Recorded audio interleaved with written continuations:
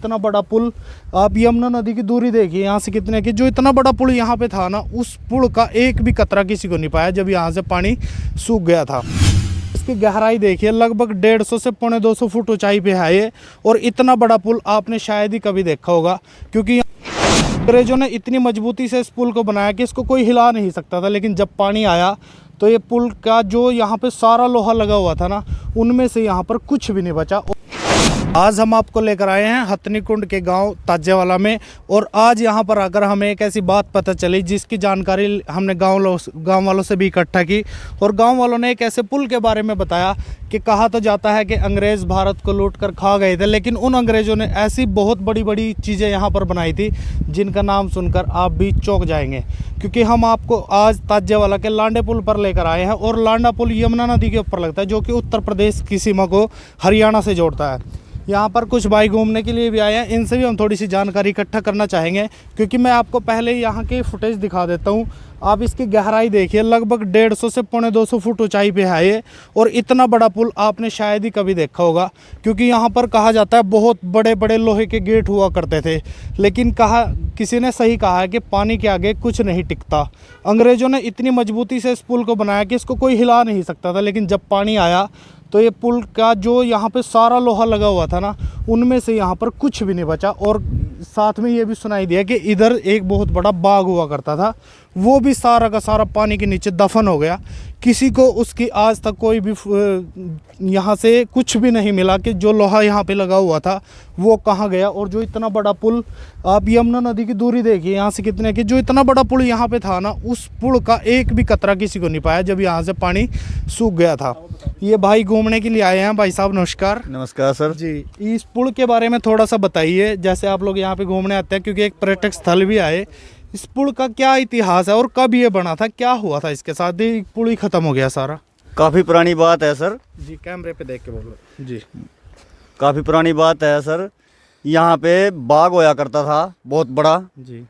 लोहे की लाशें होया करती थी, पार होने के लिए पैदल जाने के लिए रास्ता था सीढ़ियों से, वो सब पानी में बह गया। बरसात का पानी जो ऊपर से आया बहुत तेज़ी से जी, तो बाढ़ आई तो सारा सिस्टम ही यहाँ से चला गया, कुछ भी सामान यहाँ नहीं बचा।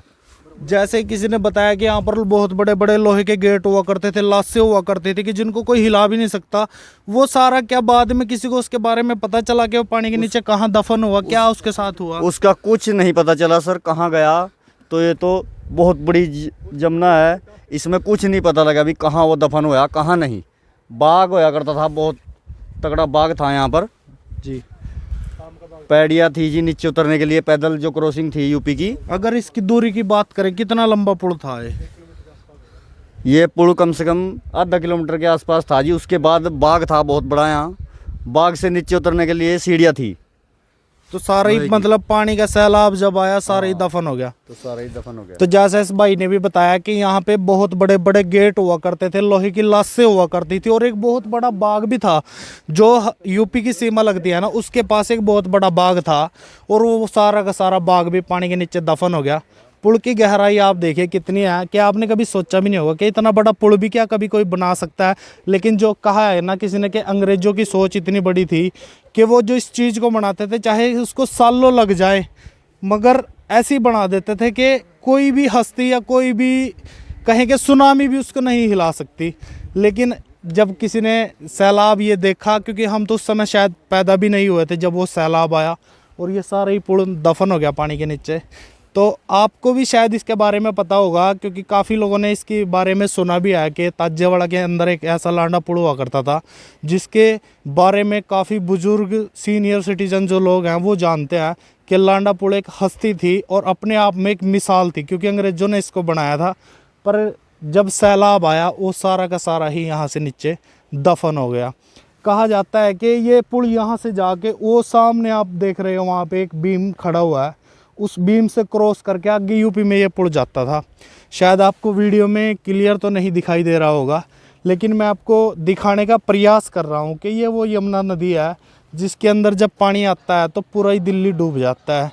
और अगर दिल्ली के लोगों की बात करें तो वो बार बार बोलते हैं कि हथनी कुंड पे पानी को क्यों नहीं रोका जा रहा, क्यों नहीं रोका जा रहा। जब इस सैलाब को ये इतना बड़ा पुल नहीं रोक सका, तो हथनीकुंड बैराज पर जो लगे हुए छोटे छोटे गेट है वो इस पानी को कैसे रोक सकते हैं। ये तो समझदारी की बात है, लेकिन आज लांडे पुल के बारे में लोगों से जानकारी इकट्ठा की और आप लोगों तक पहुंचाने की कोशिश करी। अगर आपको ये पसंद आई हो तो वीडियो को लाइक ज़रूर कर दें और साथ में चैनल को सब्सक्राइब भी कर दें। लांडे पुल के इतिहास के बारे में हमें सुना जरूर था, लेकिन सारी सच्चाई नहीं पता थी। मगर आज जब हमने ये सच्चाई सुनी तो हमें लगा कि ये सच्चाई और ये इतिहास आप लोगों तक भी पहुँचाया जाए। वीडियो कैसी लगी कमेंट बॉक्स में बताना, और अगर ऐसी ही कोई इंटरेस्टिंग वीडियो का दूसरा पार्ट आप देखना चाहते हैं तो हमारे कमेंट बॉक्स में आके अपनी राय ज़रूर दें। चैनल को सब्सक्राइब करें हमारे साथ। मिलते हैं किसी नई खबर के साथ।